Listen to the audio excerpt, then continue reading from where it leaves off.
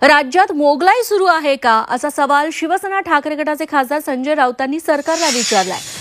केंद्रात मोदींचं की औरंगजेबाचं आणि राज्यात फडणवीसांचं की अफजल खानाचं राज्य आहे असा सवालही राऊतांनी केलाय।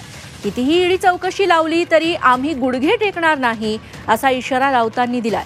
तर मुघलांच्या वंशजांना ठेचण्याचं काम शिवशाही सरकार करेल असा पलटवार भाजप आमदार नितेश राणे यांनी केलाय। हे काय चाललंय राज्यामध्ये? का मोगलाई चालू आहे का? मोदींचं राज्य आहे का औरंगजेबाचं राज्य आहे? कोणाचं राज्य आहे? महाराष्ट्रामध्ये देवेंद्र फडणवीसचं राज्य आहे की अफजल खान शाहिस्ता खानाचं राज्य आहे की निजामशाही आलेली आहे? करा, आम्ही गुडघे टेकणारे लोक नाही आहोत। 2-5 लाखासाठी तुम्ही आम्हाला नोटिसा पाठवताय व्यवहारासाठी का? तुम्ही काय करता? चिंचोके खाता? लढाई आमच्या इशाने लढा ना तुम्ही, हिम्मत आहे तर। नामर्द आहेत तुम्ही।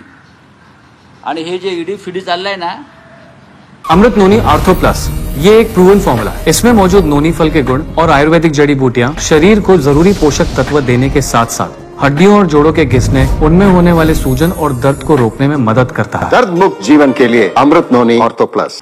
या ईडी वाल्यांना आम्ही नोटिसा मारू नंतर।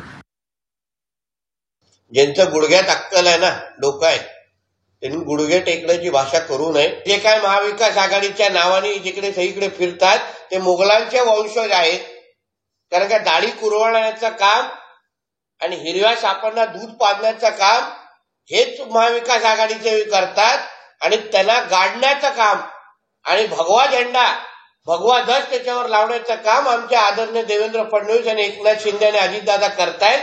म्हणून खऱ्या अर्थाने शिवशाही आली आहे आणि मुघलाईचा अंत आता 2024ला अधिकृत पद्धतीने होईल। नामर्दची भाषा ही संजय राजांना तोंडी बरं वाटत नाही आणि लढाई ही तुमच्याशीच आहे आणि तुमच्याशीच मर्दांसारखं आम्ही लढतोय।